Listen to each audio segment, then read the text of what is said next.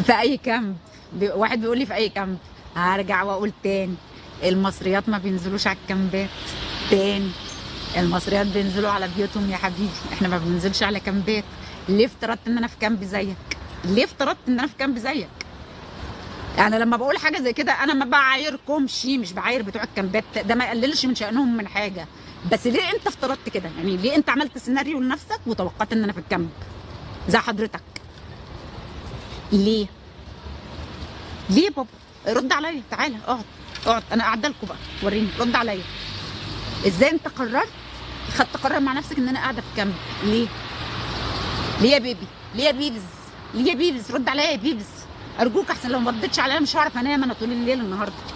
رد عليا ارجوك، رد عليا ارجوك، لو ما ردتش عليا انا مش هعرف انام، مش هيجيلي نوم. هو اي مبنى انتوا شايفينه ده يبقى كامب؟ يا ابني يا ابني، اسمك ايه؟ يلا اسمك ايه؟ تعالى هفهمك غلطك بالراحه. لا لازم نروح يا هاني عشان البطاريه خلاص بتجيب جاز هيفصل اصلا هو. طب استنوا البس الجاكيت ده. انا هفهمك غلطك بالراحه اهو. انا مش هعمل حاجه، مش هاجي جنبك. قول لي ليه، ليه توقعت ان المبنى ده كامب؟ اهو انا بسالك بالراحه اهو. اهو انا ما عملتش حاجه اهو. لازم اروح، ما تروحش. لا انا مروح. ما تروحش. بتضحكني يا هاني. ما تروحيش. طب انا هقعد معاكم لحد ما التليفون يفصل، لحد ما البطاريه تخلص، ماشي؟ اتفقنا؟ هاتوا لي الواد بتاع الكامب ده، هاتوا لي الواد بتاع الكامب ده، ما يمشيش، ما يطلعش بره اللايف.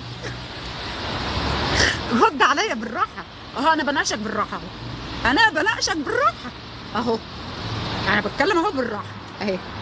طنط هتفهمك غلطك بالراحه. ليه كامب؟ ليه كامب؟ ليه كامب؟ طب اديك رد عليا بقى، ليه توقعت ان انا في كامب؟